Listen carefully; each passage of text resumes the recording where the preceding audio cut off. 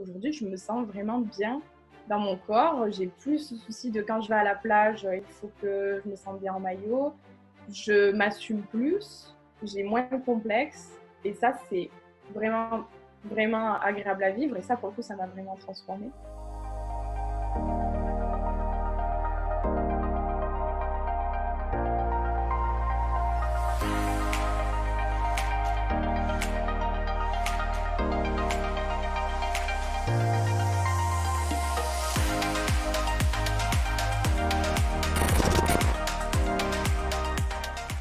Je m'appelle Perrine, j'ai actuellement 29 ans. J'ai été pendant 10 ans coordonnatrice périscolaire, donc je travaille plutôt dans l'animation. Et là, je suis du coup en reconversion pro. Déjà, pourquoi t'es venue? Qu'est-ce qui t'a décidé à venir? Un jour, je me suis regardée dans le miroir et je me suis dit, ok, ce que je vois en face, ça me va pas. J'étais pas ok avec ça. Et du coup, je me suis dit à ce moment-là, il y a deux possibilités. Soit j'accepte, j'apprends à accepter ce que j'ai en face de moi, ce que je vois dans le miroir. Soit j'essaye de peut-être pouvoir le transformer, le changer, le rendre comme j'en ai envie. Et du coup, je me suis dit que peut-être qu'avant d'essayer la première option, qui était de s'accepter, peut-être que ce serait pas mal déjà d'essayer de changer quelque chose. Donc c'était purement physique et esthétique. Essayer de changer quelque chose.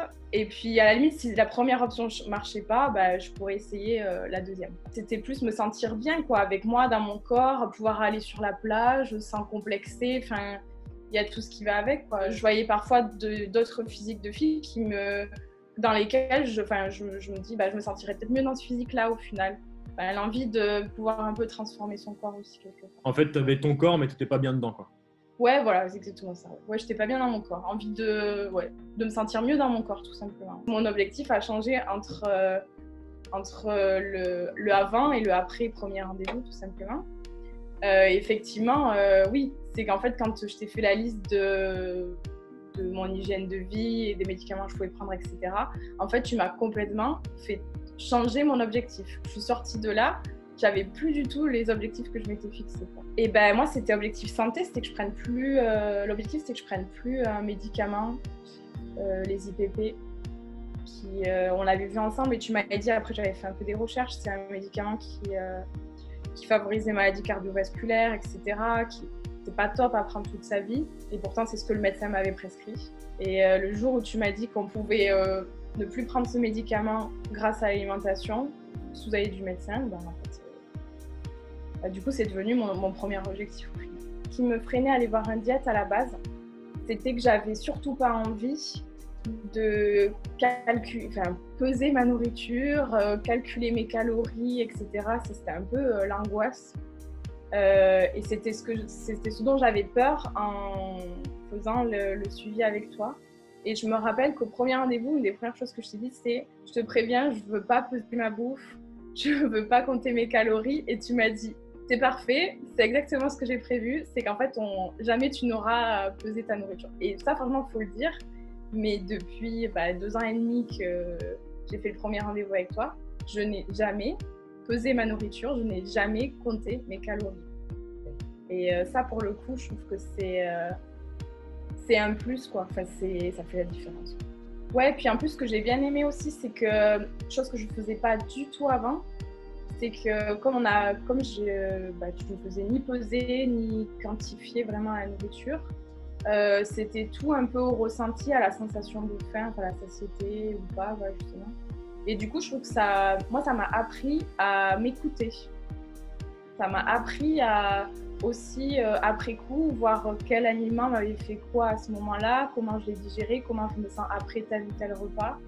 Et au final, je trouve que ça, c'était assez aussi intéressant d'apprendre à s'écouter, sachant que mon objectif principal était de me sentir bien dans mon corps. Donc si j'écoute pas mon corps, je peux pas me sentir bien en fait, tout simplement.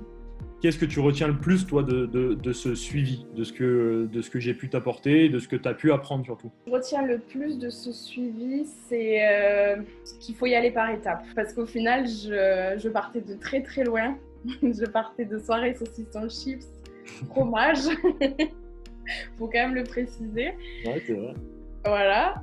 Puis des fois suivi d'un plat de pâtes, de steak haché et compagnie. Donc bref, je pars vraiment de très très loin. Et je connaissais pas les légumes, enfin bref. Donc en fait, je pense que ce qui a fonctionné, ce que j'en retiens, c'est parce que tu m'as permis d'y aller progressivement en fait. Et je pense que si du jour au lendemain tu m'avais dit il faut que tu manges ça, tel moment, telle quantité, je pense que j'aurais trouvé ça insurmontable en fait, impossible à atteindre. Mais au final, à chaque fois, tu me faisais rechanger un petit quelque chose au fur et à mesure de nos rendez-vous. Et je trouve que c'est ça que je retiens le plus, parce qu'il faut y aller petit pas par petit. En quoi tout ce coaching t'a transformé? Du coup, ouais, franchement, j'ai eu des résultats, mais assez. J'aurais même pas imaginé en fait avoir le physique que j'ai aujourd'hui, et surtout me sentir bien en fait. Aujourd'hui, je me sens vraiment bien dans mon corps. J'ai plus ce souci de quand je vais à la plage, il faut que je me sente bien en maillot. Je m'assume plus, j'ai moins de complexes, et ça, c'est vraiment, vraiment agréable à vivre. Et ça, pour le coup, ça m'a vraiment transformée.